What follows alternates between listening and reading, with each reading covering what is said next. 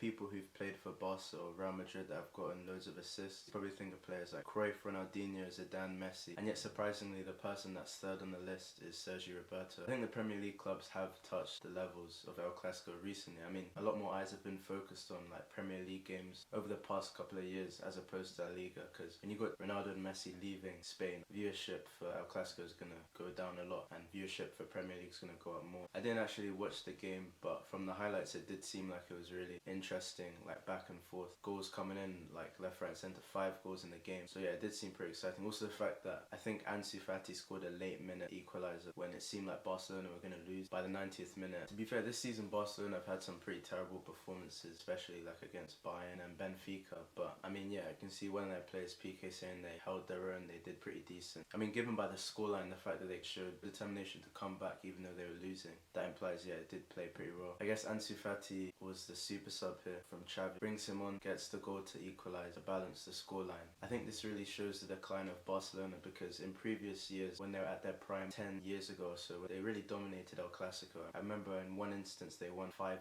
against Real Madrid at the Barcelona stadium. Vinicius Jr. has been on smoke this season, so when you add a player like Kylian Mbappe to Real Madrid's attack, it's only going to be even more lethal. It's strongly rumoured that he's going to go to Real Madrid. Apparently wanted to go there last summer. Yeah, obviously Xavi, the Barcelona manager, obviously wants a player also at Barcelona. And you got Carlo Ancelotti, who funnily enough was actually previously at Real Madrid as the manager at a different time. I think it was in like 2013 or 2014. And I think he won a Champions League or 2 with them as well. Luke de Jong, I haven't really watched him this season, but I think people have been saying he's been pretty terrible. But now he's just doing a madness, scoring all these types of goals. The teams that he's scoring these goals against, yeah, he scored that goal in El Clasico most recently. I guess it shows that at the start of a new year, things can change a lot in football. As I said before, I didn't watch the highlights of this game, but from the outside looking in, it seems like this game was extremely entertaining. Back and forth, you know, one team scoring, then the other team scoring 5 goals in total. The fact that it went to extra time as well. As I said before, when you think of a playmaker who plays for Barca, Real Madrid, past or present, you probably think of somebody like Messi, etc. Obviously Ronaldo, his main thing is scoring goals, not necessarily, you know, making those plays or getting loads of assists. In previous times, the reason people watched El Clasico is because they wanted to see players like Lionel Messi, Cristiano Ronaldo, etc. But now this guy's saying he wants to see it because of Vinicius, because he has been, alongside Benzema, that shining star for Real Madrid this season. Ancelotti I've already talked about previously, but in terms of Zinedine Zidane, obviously when Zidane was at the club, he won 3 Champions Leagues back to back to back.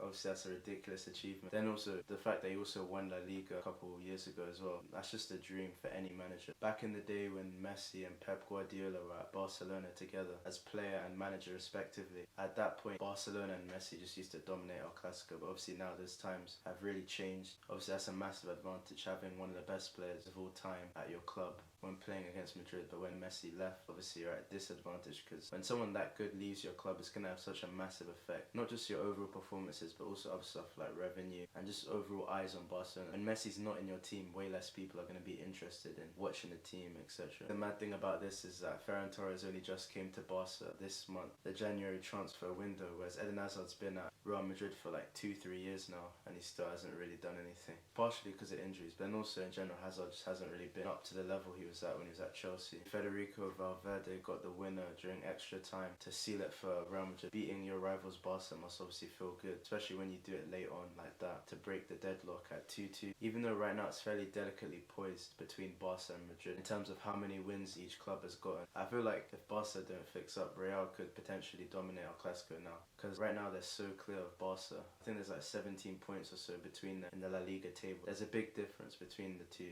teams right now. So even when it seems like he's down and out in terms of the injury, when he comes back firing. Especially yeah, when you do it against such a big team like Real Madrid, you really are coming in clutch for your team.